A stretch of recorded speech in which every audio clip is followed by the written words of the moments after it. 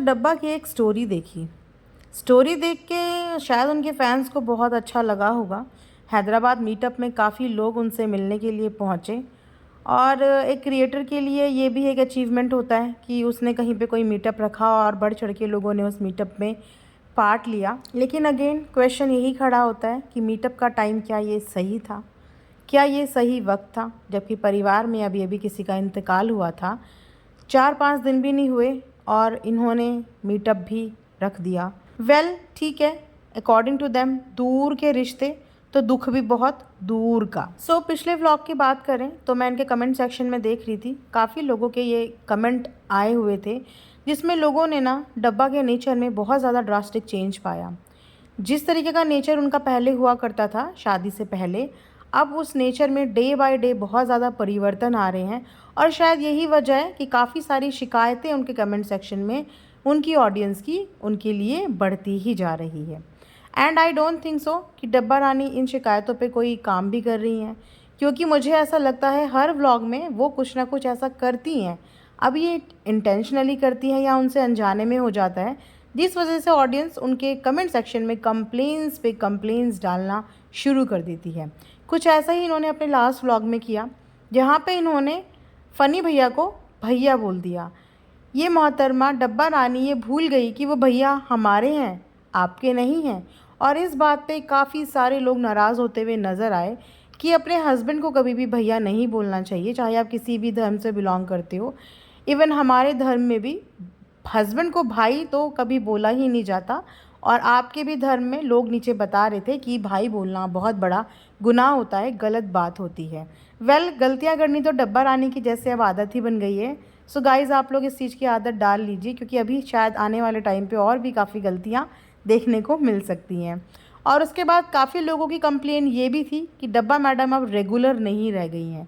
तो ये चीज़ मैंने भी ऑब्ज़र्व करी और इस बारे में मैंने पहले भी बात की थी कि जिस तरीके से, जिस डिग्निटी से और जिस प्रोफेशनल वे में इनका व्लॉग पहले आया करता था ना, timely, everyday, neat and clean vlog, बिल्कुल भी कोई क्रिंज कंटेंट नहीं होता था। एक अच्छा सा व्लॉग जो एक नॉर्मल फैमिली साथ में बैठ के देख सकती थी, बोर भी नहीं होती थी। लेकिन उसके बाद इनके जो व्लॉग हैं वो धीरे धीरे इतने बोर होते जा रहे हैं। बोर होने के साथ साथ काफ़ी सारे क्रिंज एक्टिविटी करती हुई भी ये नज़र आती हैं, और शायद ये सोचती होंगी कि थोड़ा सा इससे व्लॉग में कुछ न्यू चीज़ें देखने को मिलेंगी, कुछ अच्छा सा लगेगा। लेकिन वो कहते हैं ना कि इतनी साल की ऑडियंस को जो देखने की आदत पड़ जाती है ना, तो नई चीज़ें इतनी जल्दी से ऑडियंस एक्सेप्ट करती नहीं है। इसलिए कभी कभी कदम धीरे धीरे बढ़ाने चाहिए। और उसके बाद सबसे बड़ी लापरवाही कि रेगुलर व्लॉग्स नहीं आ रहे हैं, क्योंकि व्लॉग में हमेशा यही दिखाया जाता है कि घर में प्रॉपर तरीके से मेड भी हैं, एज सच घर का कोई काम भी नहीं करते हैं, तो भी बासी पुराने शुराने व्लॉग्स ऑडियंस के लिए क्यों? ठीक है, आपके भाई भाभी की कंडीशन समझते हैं कि न्यूली बॉर्न बेबी आया है, भाई के पास छोटे मोटे प्रोजेक्ट्स आते रहते हैं, भाभी अपनी मदरहुड जर्नी में बिज़ी हैं। लेकिन आपके साथ तो ऐसे कोई भी इश्यूज़ नहीं है। इवन आपके साथ तो अब एक हेल्पिंग हैंड भी हैं, आपके हस्बैंड, जो व्लॉगिंग की शुरुआत भी करते हैं और कभी कभी एंडिंग भी करते हैं।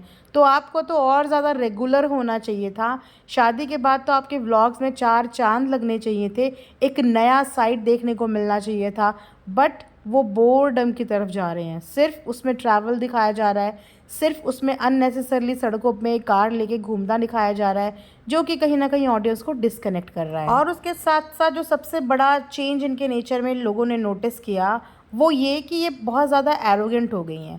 पहले ये छोटे बच्चों के साथ एरोगेंट होती थी, चलो ठीक है, होना भी बनता है, क्योंकि उनके पेरेंट्स ने आप लोगों की रिस्पॉन्सिबिलिटी पे उनको मुंबई भेजा है, आप लोगों के अंडर में भेजा है।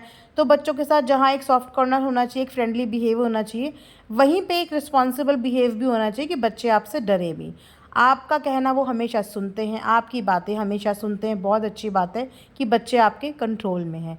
लेकिन आपके हस्बैंड आपके बच्चे नहीं हैं, और कई बार आपको उनको भी कंट्रोल करते हुए देखा गया है, उनके साथ भी ऐसा ही बिहेव करते हुए देखा गया है जैसा आप घर के बच्चों के साथ करती हैं। तो ये चीज़ भी काफ़ी ज़्यादा लोगों को बुरी लगती है। वहीं पे कुछ लोग इस चीज़ को एंजॉय भी करते हैं और कहते हैं कि फ़नी इसी लायक है, निकम्मा निखल्ला निकम्मा। लेकिन मैं इस चीज़ को बिल्कुल भी अप्रिशिएट नहीं करती, क्योंकि ये चॉइस आपकी खुद की है, ये चॉइस इनकी खुद की है, चाहे वो कुछ करें, चाहे वो कुछ ना करें। आफ्टर ऑल ये प्यार किया है, और प्यार में ना कभी भी इंसान का ना तो ओहदा देखा जाता है, ना कोई और चीज़ देखी जाती है। तो ये इन्हीं की चॉइस है, और उसके बाद इस तरीके से उनकी बार-बार छोटी-छोटी चीज़ों में उनको नीचा दिखाना, ये सब चीज़ें अच्छी नहीं लगती। क्योंकि हमने आपका वो वाला रूप भी देखा है जब लोग एक वर्ड इनके लिए कहते थे और आप पूरी पब्लिक से लड़ पड़ती थी। उस वक़्त आपकी शादी नहीं हुई थी, उस वक़्त आप अपने हस्बैंड के लिए एक स्टैंड लेती थी। लेकिन आज उसी हस्बैंड की आप खुद ही जगह-जगह पे बेइज़्ज़ती करती हुई नज़र आती हैं, तो वो चीज़ ना अच्छी नहीं लगती। तो फिर लोगों को कहीं न कहीं ये लगता है कि क्या वो ड्रामा, वो स्टैंड लेना हस्बैंड के लिए, बार-बार में मेरा फ़नी ऐसा, मेरा फ़नी वैसा, वो चीज़ गलत थी, वो चीज़ झूठ थी, सिर्फ़ शादी करने के लिए, ये दिखाने के लिए कि मैं तुमसे पूरे सोशल मीडिया से झगड़ सकती हूँ, तुम्हारे लिए मैं कुछ भी कर सकती हूँ, या अब आप जो कर रही हैं वो कंटेंट के लिए कर रही हैं। तो दोनों में से एक चीज़ तो सच होगी, अब वो क्या होगी, वो आपको बेटर पता होगा। वेल अदर देन दिस, एक ऐसा भी कमेंट मैंने देखा जो कमेंट मुझे भी लिटरली अच्छा नहीं लगा। उसमें किसी ने इनके कपड़ों को लेके बात की हुई थी कि मर्दाना कपड़े पहनती हैं बेशर्म। वेल इनका ड्रेसिंग सेंस पे अगर बात करें तो पहले इनका बहुत ही अच्छा ड्रेसिंग सेंस रहता था, क्योंकि इनके पास अक्सर कोलैबोरेशन के कपड़े आते हैं और इनको वाकई में बहुत खूबसूरत खूबसूरत कपड़ों में भी हमने देखा है। लेकिन येस, शादी के बाद कपड़ों के लिए थोड़ी सी ये लापरवाह हो गई हैं। अब आई डोंट नो कि किस चीज़ में ये इतना ऑक्यूपाइड हैं कि अपने आप को भी तैयार कहना, जैसे नई नई शादी वाली लड़कियां रहती हैं ना, वैसे रखना भी इन्हें टाइम नहीं लग रहा है, या इनको अच्छा नहीं लगता, शौक़ नहीं है, कुछ भी हो सकता है। लेकिन ये मर्दाना कपड़ों वाला जो ज़िक्र किया ना, ये मुझे पर्सनली अच्छा नहीं लगा। अगर किसी लड़की को कुछ भी पहनने का शौक़ है, तो कोई भी इंसान को कोई हक़ नहीं बनता उस पे अपनी सोच और अपनी पसंद थोपने का, चाहे वो किसी भी रिलीजन का हो। अगर उसको पैंट शर्ट ट्राउज़र्स या कुछ भी पहनने का शौक़ है, तो वो पहन सकती है। सिर्फ़ इसीलिए कि वो थोड़ा हेल्दी हो गई है, या सिर्फ़ इसीलिए कि वो एक पर्टिकुलर रिलीजन को बिलॉन्ग करती है और वहाँ ये सब चीज़ें नहीं पहनी जाती, इसका मतलब ये बिल्कुल नहीं होता कि वो बेशर्म हो गई। एक लड़की की शर्म और बेशर्म उसके कपड़ों से नहीं जज की जाती। जिसको जिस भी लिबास में कंफर्टेबल हो, उसको वो पहनने की पूरी पूरी आज़ादी है, और दुनिया को ना टोकना नहीं चाहिए। टोकना छोड़िए, जज इस बात पे कभी नहीं करना चाहिए कि सामने वाले ने क्या कपड़ा पहना है और क्या चीज़ पहनी है।